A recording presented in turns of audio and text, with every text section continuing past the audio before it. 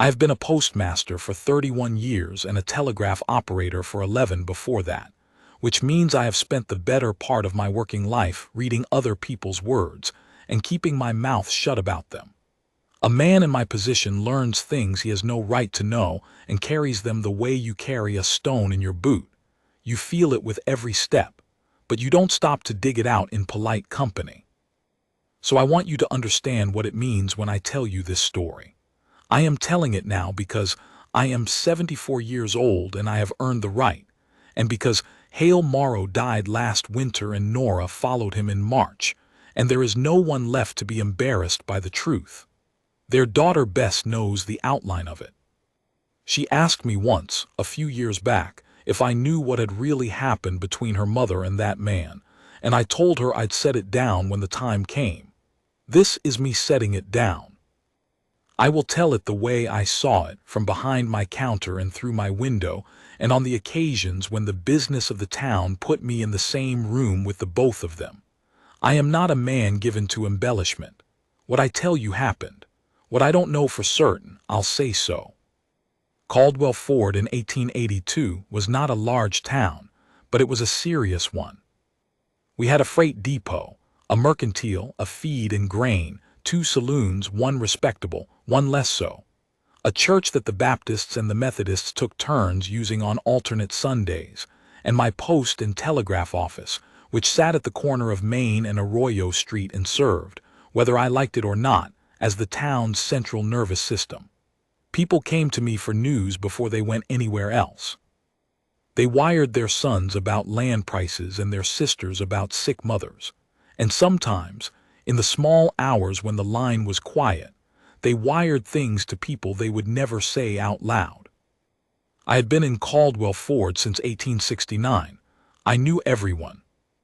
Nora Caldwell, she was Nora Tate before she married Edmund Caldwell, and Nora Morrow before she was Nora Tate, though almost no one in town knew that last part, had lived on the Caldwell homestead south of town since her marriage in 1866.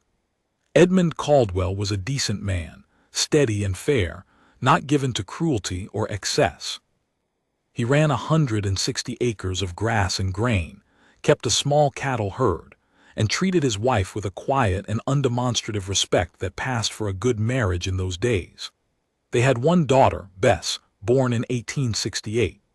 Edmund died of a chest infection in the winter of 1881, 14 months before the morning I'm about to describe, and left Nora the homestead outright and a small savings at the home and county bank.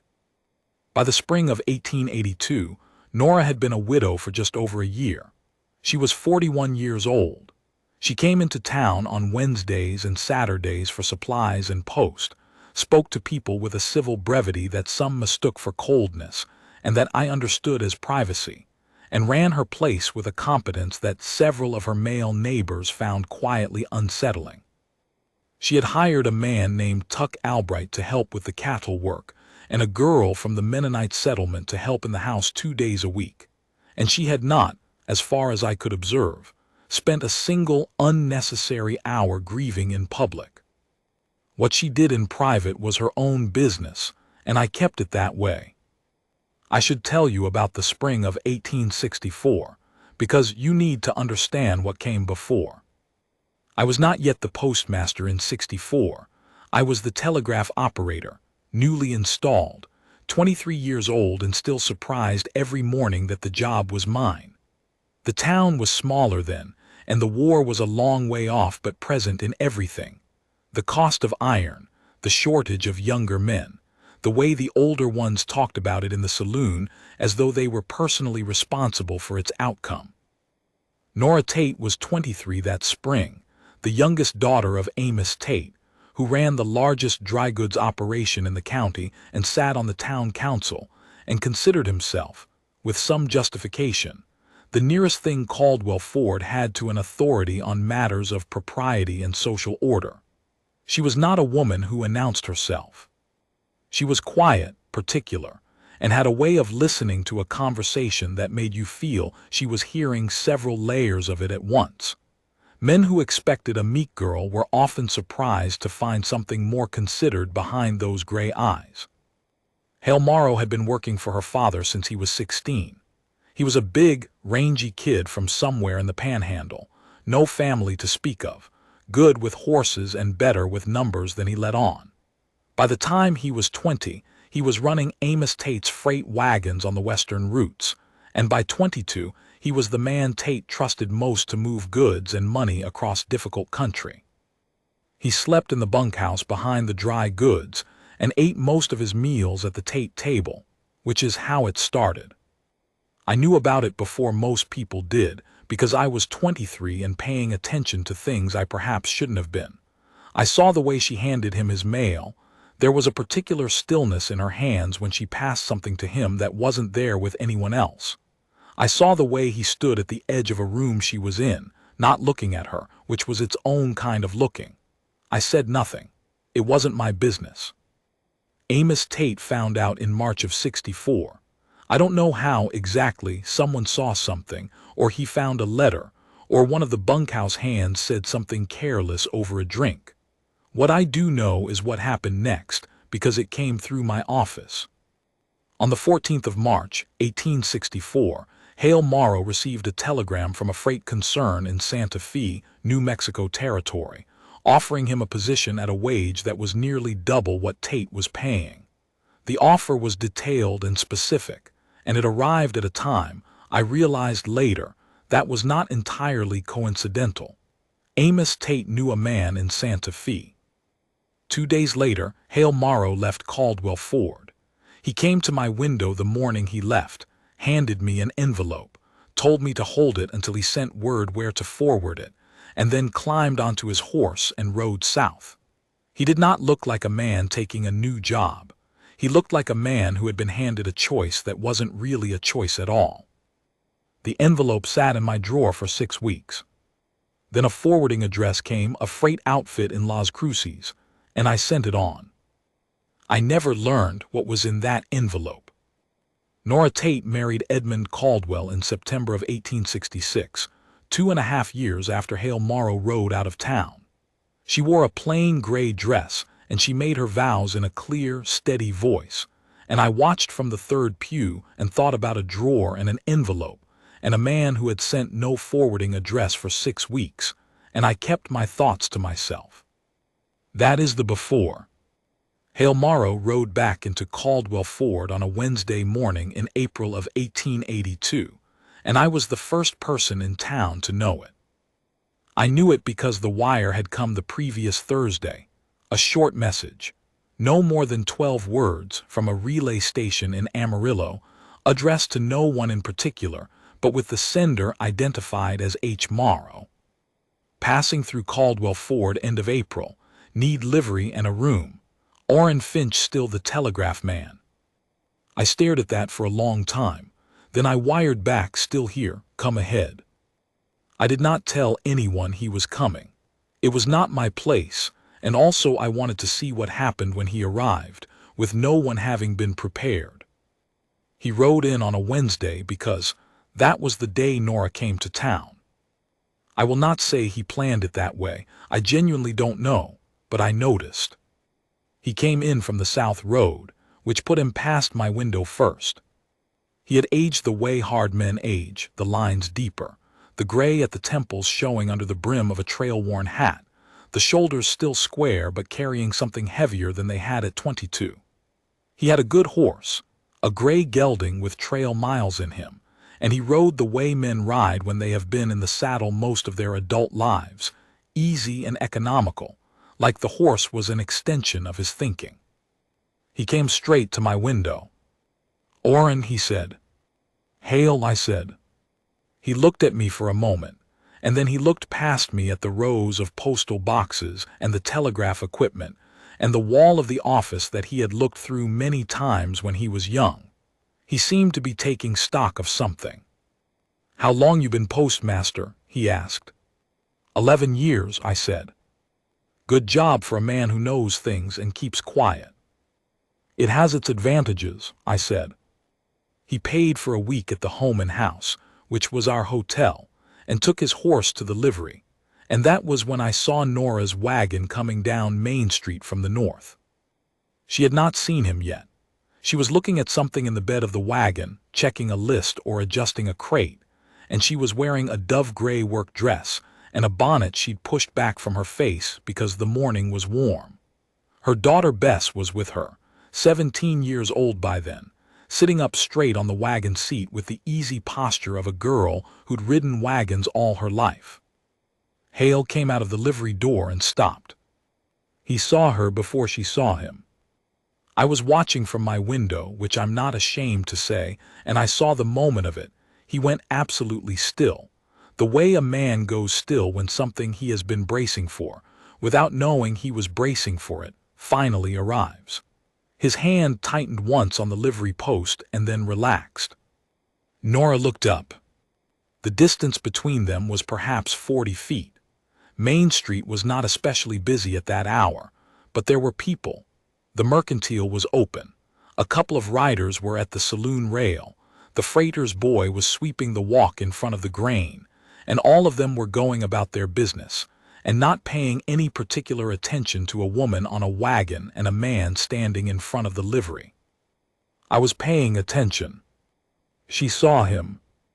I know she saw him because she did the same thing he did. She went still. Just for a beat, just one breath's worth of stillness, and then she finished her turn and looked at the road ahead and kept the wagon moving at the same pace, steady, neither faster nor slower, and she drove past him without looking back. Hale watched the wagon until it turned at the mercantile and was out of sight. Then he walked into the Holman house, and I didn't see him again until supper time. The next several days were a study in what two people with a great deal of practice at not saying things can do with a small town. He stayed, that was the first thing. A man passing through does not stay a week in a town like Caldwell Ford unless he has a reason, and within 2 days it was apparent that his stated reason, looking at some grazing land east of town, that a cattle concern in Amarillo had asked him to assess, was real, but perhaps not the only one. He walked the east parcels with old Dwight Feathers, who handled property transactions for the county, and he sat in the saloon in the evenings and drank moderately and answered questions about where he'd been with a brevity that discouraged follow-up. People remembered him. Some of them, the ones old enough, remembered what they thought they knew about him and Nora Tate, which was mostly wrong in the details and right in the outline. A few of them went out of their way to tell him that Edmund Caldwell had been a fine man, and that Nora was managing very well, thank you, which was the town's way of putting up a fence without appearing to. He heard all of it. He said very little. Nora came to town on the Saturday following his arrival, and he was in the street when she came in, this time by what I think was genuine coincidence, because I had seen him heading for the feed and grain with no particular awareness that it was a Saturday, and Saturday was one of her days. They met in front of the mercantile. I was not close enough to hear the words. I could see the shape of the exchange from across the street, the way he stopped and took his hat off, which was a gesture I had not seen him make for any other woman in the week he'd been in town. The way she stood with that particular stillness I remembered from her 23-year-old self. The way Bess looked between them with the frank attention of a 17-year-old who understands that she's in the middle of something she doesn't have the context for. The conversation was not long, perhaps 2 minutes. Then Nora said something and he nodded, and she went into the mercantile and he put his hat back on and walked toward the feed and grain without looking back. That night I wrote down what I'd seen in the margin of my ledger, which was a habit I had when things seemed important and I didn't want to trust my memory. I wrote, him NTC Main sent 2 minutes, hat off. She went in. He walked on, nothing settled. He extended his stay to 2 weeks. He told Dwight Feathers he wanted to look at the east parcels more carefully. He told the man at the livery he was waiting on a wire from Amarillo. He told me, when I asked him directly one evening after everyone else had left the saloon, that he wasn't sure what he was doing. "That's honest," I said. "It's all I've got," he said. He drank his whiskey and looked at the bar surface, and then he said, without looking up, What happened to Edmund Caldwell? Chest infection, I said, last winter. He was sick 6 weeks, and then he wasn't anymore. Was he a good man? He was a steady man, I said. He was fair with her, he was fair with Bess. Did she? He stopped. I waited. Never mind, he said. I won't tell you what I don't know, I said, and what I do know isn't mine to say. He looked at me then, and there was something in his face I hadn't seen when he was young, a patience that had been put on him by years rather than chosen, the way calluses come. Not bitterness, something older and quieter than bitterness. She drove right past me, he said, that first morning. She did, I said. Steady pace, didn't speed up, didn't slow down. No. That woman, he said, and stopped again. But this time there was something in his voice that was not complaint. It was closer to the opposite. On a Thursday of his second week, the wire came from Amarillo that he'd been waiting on. I delivered it to him myself at the home and house, which was not strictly my job, but which felt like the right thing to do. He read it, folded it, and put it in his shirt pocket. They want me back, he said. When? End of the month. There were 9 days left in the month. I walked back to my office, and I thought about an envelope in a drawer in 1864, and a forwarding address that took 6 weeks to arrive, and a woman in a gray dress making her vows in a clear, steady voice. And I thought about 9 days and what a man could do with them if he was willing to stop being careful. I sent a wire of my own that afternoon, not to him, to Nora. I said NHM has his return wire, end of month, thought you should know. Of. It was the most forward thing I had done in 30 years behind a counter.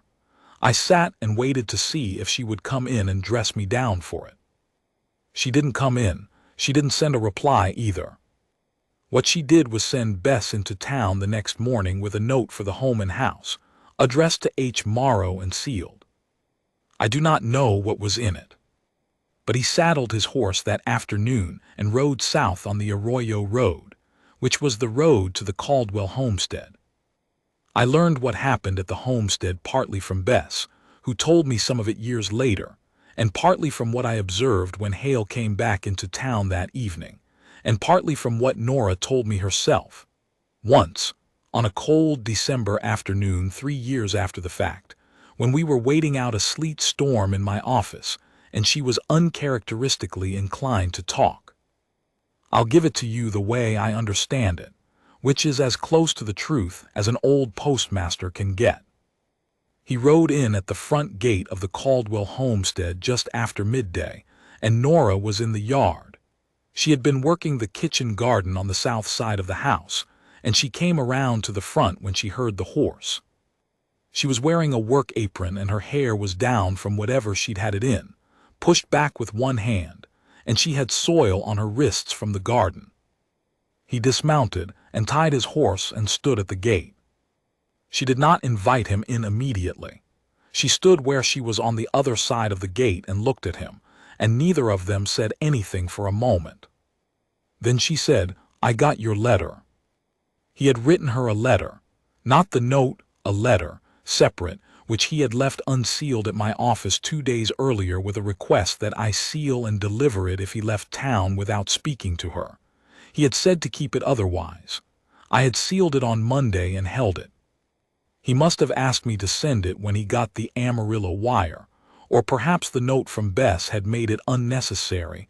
I'm not certain of the exact sequence, but she had read what he'd written. He said, "Then you know why I came." She said, "You came to assess grazing land." "I came to look at you," he said. The land was an excuse and a real thing at the same time. She looked at him for another long moment. Then she opened the gate. They sat on the porch. Bess was inside the house, close enough to hear voices but not words, which was where a sensible 17-year-old put herself in that situation. The afternoon was mild, and the grassland south of the homestead ran a long way before it hit the arroyo, and the light on it was the particular flat gold of late April on the high plains. What he told her, as near as I can reconstruct it, was this. He had not left willingly. Her father had come to him in the bunkhouse the night before the Santa Fe offer arrived and had laid it out with the directness of a man who knew exactly what he was worth and what other men were worth. The offer was real. The job was real. But the encouragement to take it, including a private arrangement that Hale had been too young and too proud to refuse, and too ashamed to ever explain, had come from Amos Tate. He had been 22 years old. He had not known how to fight a man like that with the tools he had, which were a good back and a head for numbers and nothing else. He had written the letter he left at my office because he had not known how to explain it then. He had carried the unexplained version of it for 18 years. She listened to all of this without interrupting. When he finished, she sat with her hands in her lap and looked out at the grassland for a while. Then she said, "I know what my father did." He was quiet. "Not at the time," she said. "I figured it out after I was married. I found something in his papers when he died 1873, and I understood it then." He said, "Why didn't you?" "Right you," she said. "I was Edmund Caldwell's wife. I had a daughter." "What would you have had me say?" He had no answer for that. "I'm not angry with you," she said. "I want you to understand that. I was angry for a long time, but it was at my father, and he's been in the ground for 9 years. Nora, I kept your letter," she said. "The one you left with Orrin in '64. He sent it to Las Cruces and I got it there, forwarded on by the freight concern. I've had it for 18 years. She looked at him then, directly. "I kept it because it said what I needed to know, and because it was the only honest thing I had from that time." He was very still. "You wrote that you were sorry," she said. "You wrote that you didn't have a way to fix it yet and that you'd come back when you did." She paused. "You took a long time." "I did," he said. "I know I did." "Edmund was a good man," she said. "I want to say that plainly. He was not a passionate man. But he was honest and he was steady and he was kind to Bess. I don't regret that I married him." "I know," he said. "Orrin told me." "Orrin tells people what they need to know," she said. "It's what makes him useful." There was a silence. The afternoon light was shifting, moving toward the early evening gold, and somewhere down by the arroyo a bird was calling, one of those high, flat calls you hear in the grassland when everything else is quiet. He said, "I'm 50 years old, Nora. I've got a decent wage and a good horse and a trunk of things at a rooming house in Amarillo. That's most of what I've got. I've got 160 acres and a daughter who will be married inside 2 years," she said, "and a house that's too quiet in the winter." He looked at her. "I'm not asking you to stay," she said. "I want to be clear about that. I'm not asking you for anything. I'm telling you what I have, and I'm telling you that I read your letter 18 years ago and I have read it many times since and I know what it said." She paused. "The rest is up to you." He stayed for supper. "Bess told me later that it was a quiet meal. Not uncomfortable," she said, "but careful. The way a meal is when 2 adults are holding something large and delicate, and neither of them wants to be the one to drop it." He helped clear the table. He talked to Bess with a directness she liked, asking her about the homestead and what she thought of the cattle operation, and whether she had opinions about the spring planting, which she did, and he listened to them as though they were worth something. He rode back to town after dark. He came to my office the next morning, before I had the stove properly lit. "I need to send a wire to Amarillo," he said. I had the forms out before he finished the sentence.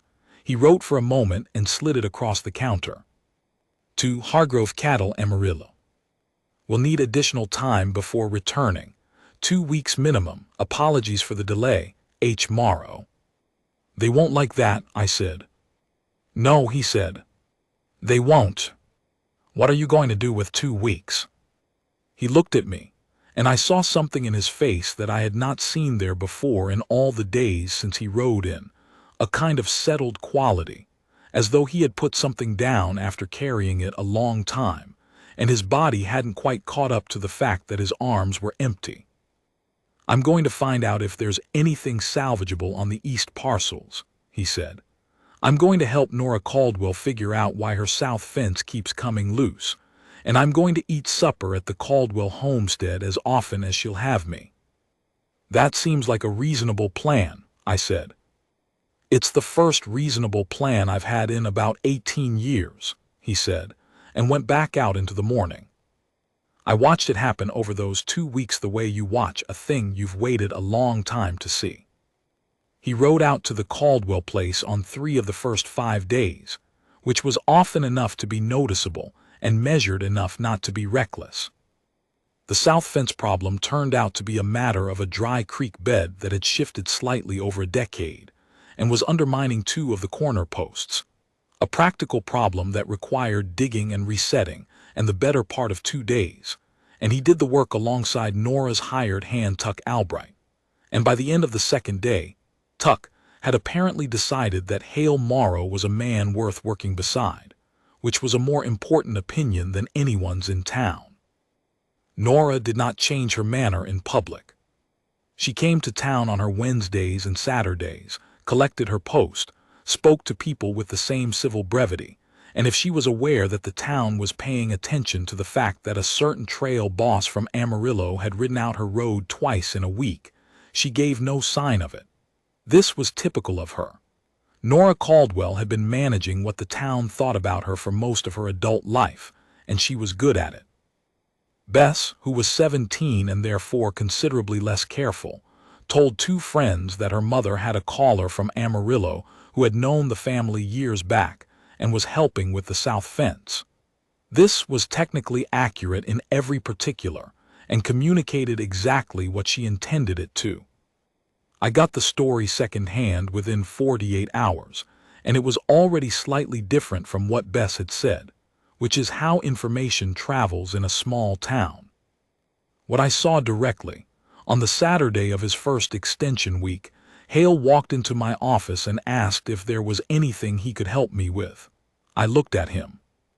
"The crates from the Thursday freight haven't been sorted," I said. "If you've got an hour and you want something to do with your hands." He sorted freight for 2 hours and then went to the saloon for lunch, and then came back and did it again the following Thursday. I don't know entirely why. I think he needed occupation, and I think he was, in some way that was hard to articulate, trying to demonstrate something, to himself or to me or to the town, about the kind of man he intended to be in Caldwell Ford.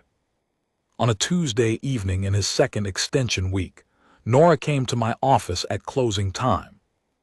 This was not her usual day, and it was late, and she had clearly ridden in herself rather than coming by wagon, which meant she had come directly and with a purpose. I was banking the stove when she knocked. "Orrin," she said, "you sent me that wire." "I did," I said. "About his return wire from Amarillo." "Yes." She stood in my doorway with her coat collar up and her hat in her hands, and she looked at me with those gray eyes that I had been reading, imperfectly, for many years. "Why?" she said. "Because you'd waited long enough," I said, "and because I've had a front row seat to this particular thing since 1864, and I am old enough to dispense with being circumspect about it." She was quiet for a moment. "He's a good man," she said, "not a question." "He's a hard man," I said. "There's a difference, and also they're the same thing. He's been honest with me and fair with everybody I've seen him deal with since he rode in, and he's been carrying something for 18 years that was put on him when he was young. Whether that makes him good is between him and you." "He asked me something last week," she said. I waited. "He asked me if I would be willing to let him come back," she said, "properly, not for the fence, not for the east parcels. He said he would need to settle some things in Amarillo and that it would take some weeks, but that he would like to come back, and his word was try. He said he wanted to try." "What did you say?" "I said I would think about it." "And She put her hat back on, which meant she was about to leave. I said yes, she said. Yesterday, I said yes, and he rode out this morning to send the final wire to Amarillo. She went to the door, and then she stopped. He's going to think I decided quickly, she said, without turning around. But I didn't. I decided 18 years ago, and I've been waiting for him to catch up. Then she went out into the evening.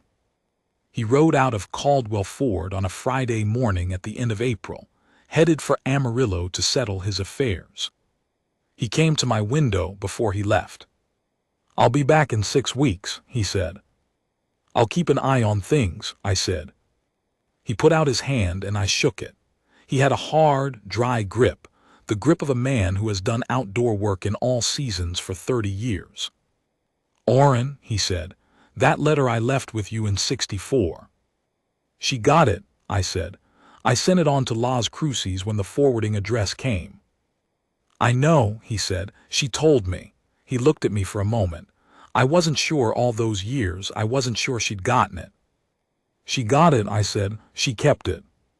He was quiet for a beat, and I saw something move through his face, relief, I think, or the particular exhaustion that comes when you set down something you've been carrying so long you forgot it had weight.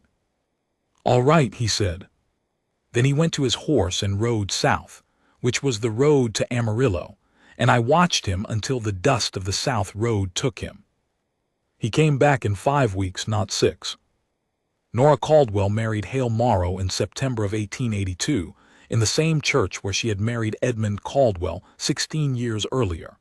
The Baptists had it that Sunday. She wore a plain blue dress, not gray this time, and her daughter Bess stood beside her, and Hale Morrow stood at the front of that church with the particular expression of a man who has been given something he is not sure he deserves and intends to spend a great deal of effort justifying. The town, predictably, had opinions. Some people thought it was too soon after Edmund, though a year and 8 months was not precisely reckless by frontier standards. Some people who remembered the old story thought they knew what it meant and got most of it wrong. A few people, the ones who had been paying attention, which was fewer than they thought, understood that they were watching something very old finally get to its end. I was in the 4th pew. I had a clear view of both of them.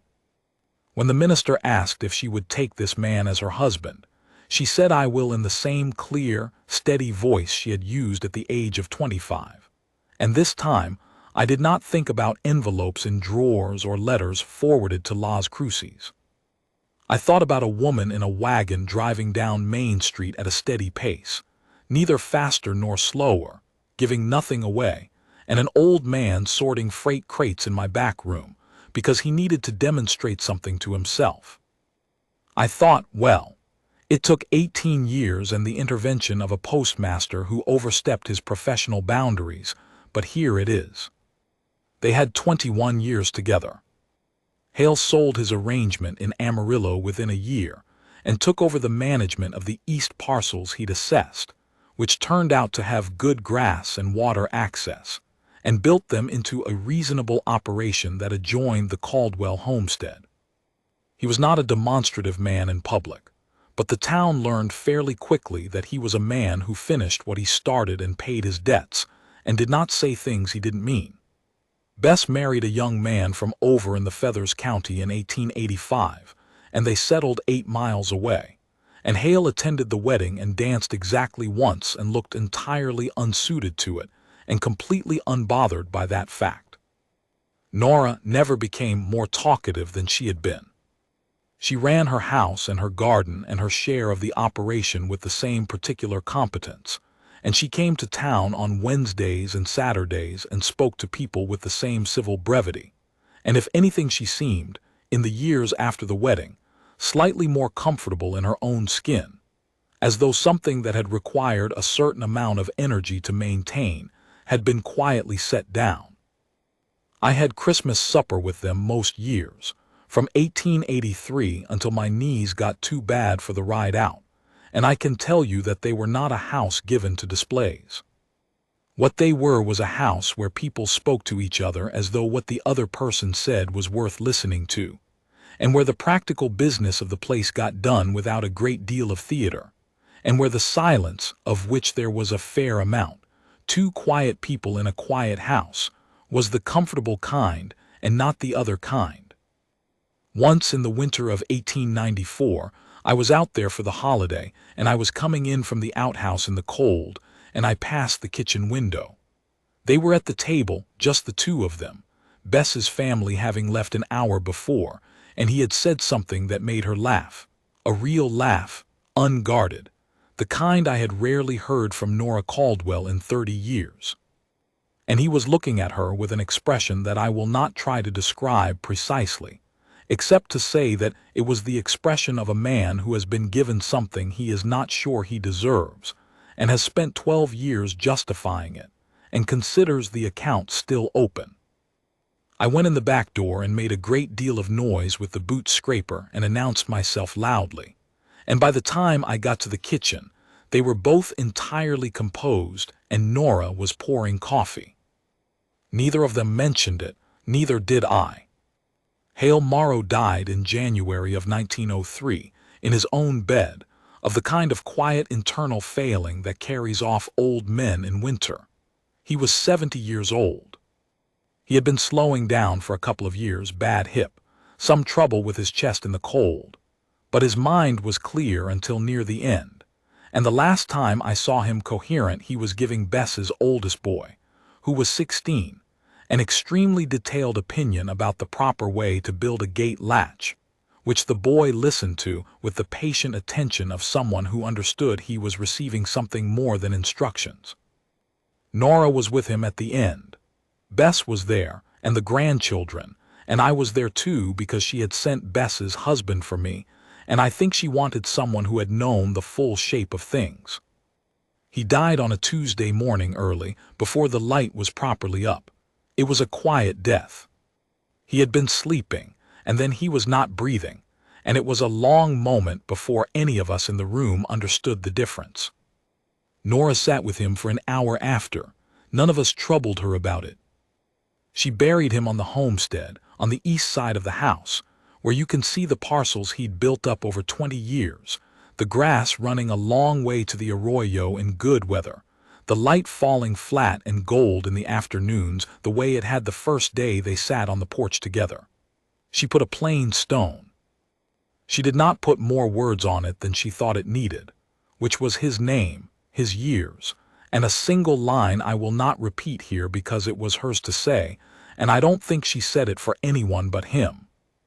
She managed the place for 2 more years herself, with Bess's family taking on more of the work as time went on.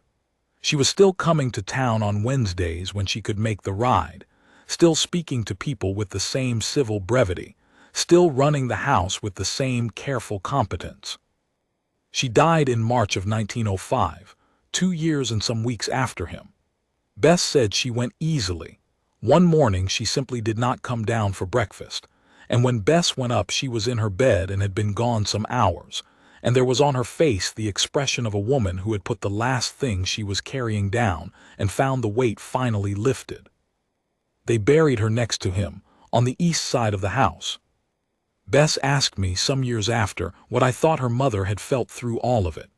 The whole arc of it, the 1864 parting, the marriage to Edmund, the long middle years, the return, the 21 they had. I thought about it for a long time before I answered, because Bess was her mother's daughter and deserved a careful answer. I think your mother decided something when she was 23 years old, I said.